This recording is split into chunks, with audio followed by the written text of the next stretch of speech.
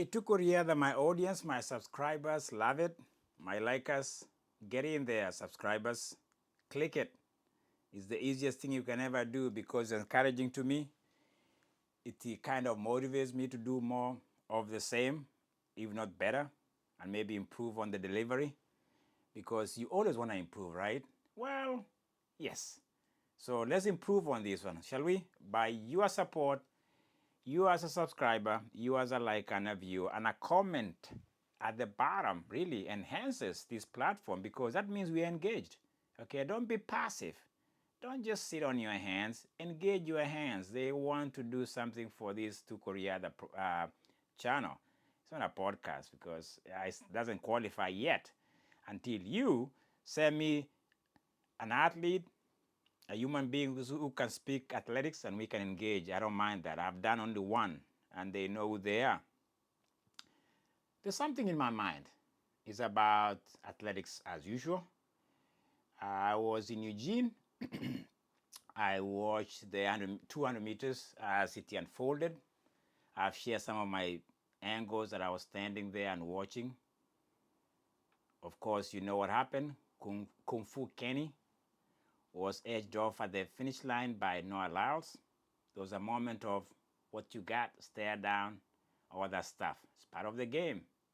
If you don't know what rivalry is, if you don't know what competition is, if you don't know what it means to win, you have no idea what it takes. You're just a passive, maybe a spectator. It's okay. Don't worry about it. Have you watched WWE? I know it's fake, it's staged, but have you watched boxing? Do you remember Mayweather? You remember how these guys looked at each other? Have you watched lately how people stare down? When the cameras are not showing that, these guys are just good old friends. They can have a drink somewhere. But when the media catches Noah Lyles and Kung Fu Ken is staring down and the push at the end, they salivate over that because it's sensational. It's TMZ news. It's like, oh my God. And for me, I'll give you my take. Track and field needs some edgy runners. Passiveness does not catch the audience. Sports that don't have an edge. The reason why Tiger Woods was a big mega star. I remember I got into golf because of Tiger. You know Tiger Sunday meant Tiger is in his red shirt and he's swinging it. He's looking down at somebody's backside and says, I got you. If you watch any sport, there has to be an edge. It's very healthy to have that edge. It means you are passionate. It means you engage. As long as you don't cross the line. And these athletes are so professional, they know the line. But you as a fan, Grinch, you are like, ooh. By the way, let me tell you something that is even more disturbing for me as I was watching that race. I remember a comment from a Caucasian man, who, I don't know his name, but he was there, say, hey, look at those thugs.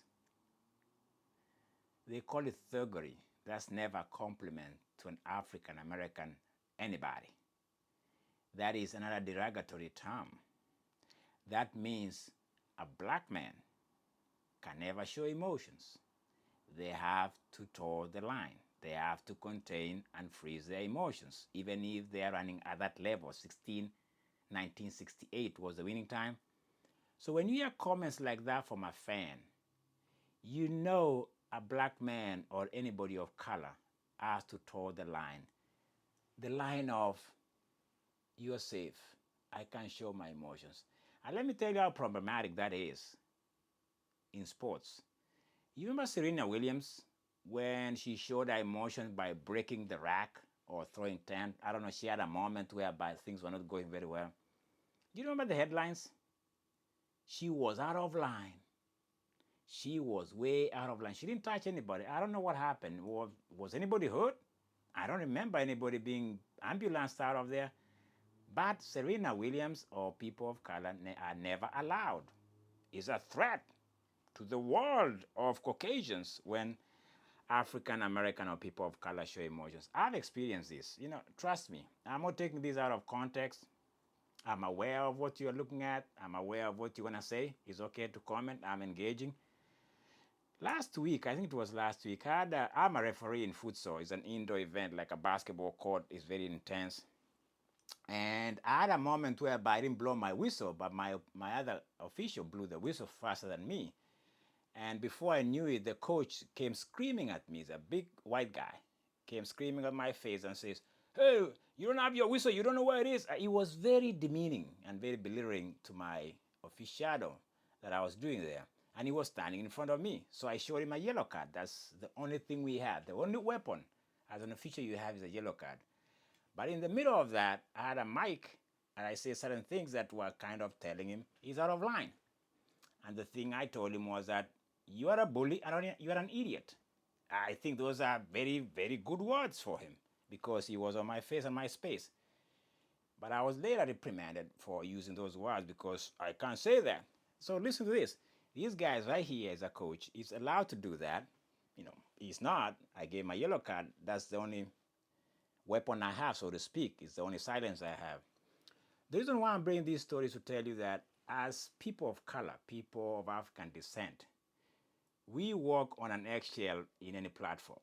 So when Lyles and Kenny had those moments, these guys are the highest. You are looking to the World Championship. You are looking to go and make some medals and make some money. People are just focusing on their emotions and how they are like out of control. They're not. If you look at the interviews after, they are saying the right things to the media. But these guys, you bet you, they are very professional. They know what they are doing.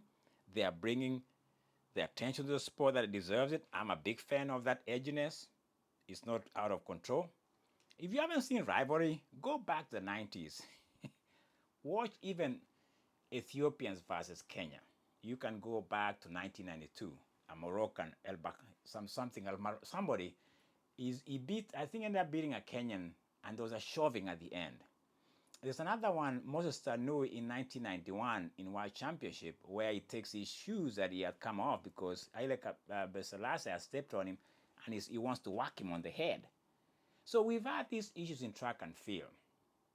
And it's not, as some people say, thuggery, because thuggery is really pretty much telling exactly what it is.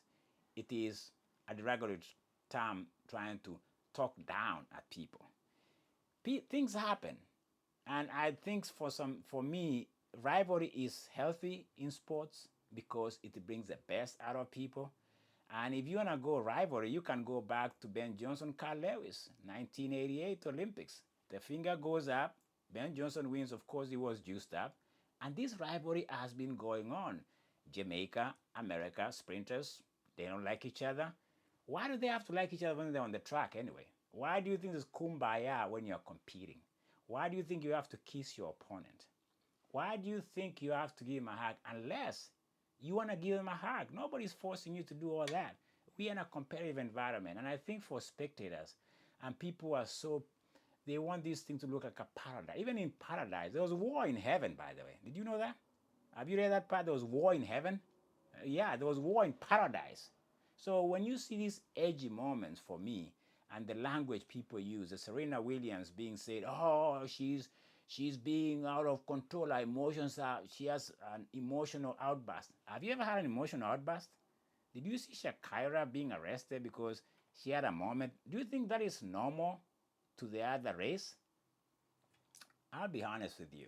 I live in America, and sometimes the narrative, the story is twisted because we are salivating, we are passing towards, hey, Shakira was arrested at the airport. Listen, she's been demonized, she's been criminalized from the days of 2021 or whatever Olympics that she was using, marijuana. Now it's legal. She's trying to redeem herself, but we never give her a break. I like the interview that her boyfriend gave, that I think it was out of line for the police just to rain in on her and arrest her. And I think that's the way we live in America. You twitch your muscle, you open your mouth as an African American, you stare down, it's thuggery. Listen, I know where we live. I know the we have to navigate the world that is gated by, let me put it again, I repeat myself, the superior nation or the superior race. And sometimes people look at this thing as if it goes away because you're winning, or it goes away because you're in athletics. It goes away because it's me. I see it. I navigate that world. I walk in it. I have to know when I'm being watched carefully and the camera is on me. And sometimes when things happen, they spew out.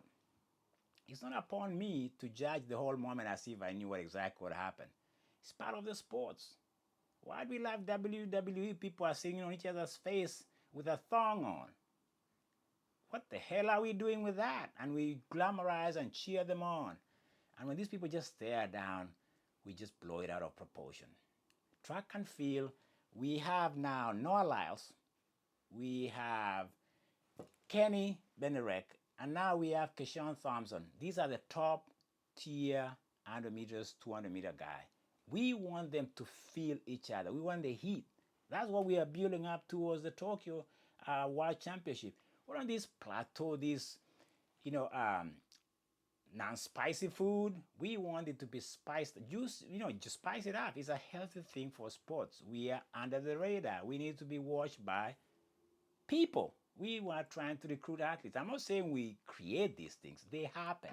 I don't think Noah just sat there and says, oh, I'm going to stare down at Kenny. It was in the moment. He passes him at the end. He stares at him.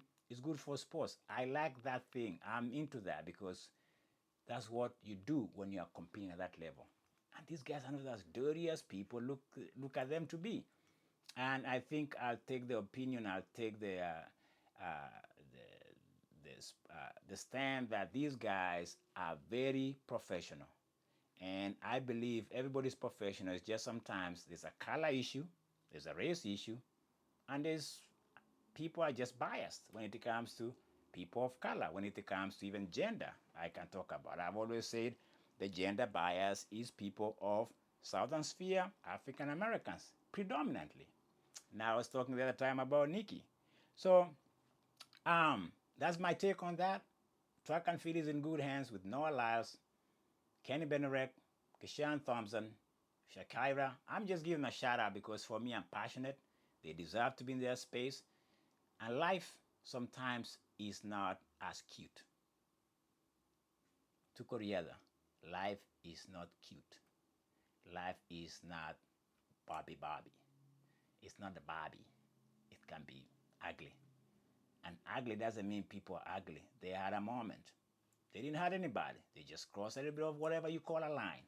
Tuko riadha promotes the dignity and the beauty of the sport. And sometimes can be ugly, but it's a beauty on the other side when they speak. Talk to you later, my friend. You are dignified here and now.